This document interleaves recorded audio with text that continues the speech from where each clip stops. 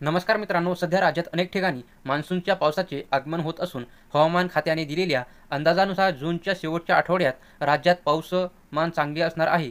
या पार्श्वभूमीवर पेरण्यांनाही वेग आलेला आहे. राज्यात खरीप हंगामात कोकण, नाशिकचा पश्चिम पट्टा आणि अशा ठिकाणी तृणधान्य अर्थातच भरड धान्य लागवडीची लगबग असते. 1 एकर भरड धान्य पेरणीचा खर्च अलीकडे 10 ते 12 हजारापर्यंत पोहोचलेला आहे. अशा वेळी जर 3,000चे प्रोत्साहन मिळाले तर शेतकऱ्याला काही प्रमाणात दिलासा मिळू शकतो.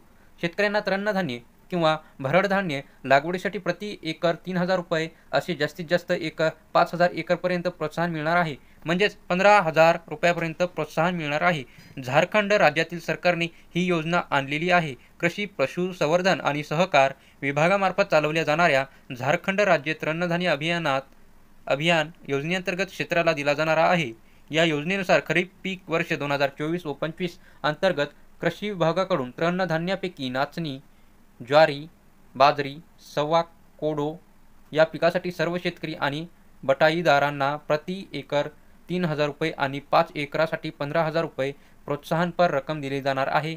या योजनेचा लाभ घेण्यासाठी शेतकऱ्याकडे आधार क्रमांक, मोबाईल क्रमांक, आधार सीडिंग बँक खाते म्हणजे आधारशी जोडलेले बँक खाते, जमीन मालकीचे प्रमाणपत्र, त्यामध्ये महसूल पावती, गावप्रमुख, महसूल कर्मचारी किंवा झोनल ऑफिसर यांनी दिलेल्या वंशावळी, खातेदार किंवा बटाईदार शेतकऱ्यांना स्वयंघोषणा फॉर्म असणे आवश्यक आहे, असे अनिवार्य आहे. याशिवाय राज्याचा शेतकरी कायम रहिवासी व किमान वय 18 ते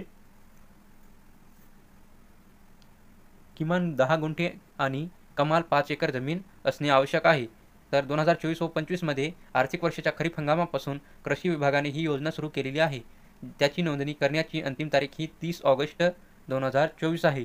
तर ही माहिती तुम्हाला चांगली वाटली असेल तर आमच्या चॅनलला सबस्क्राईब करा. धन्यवाद.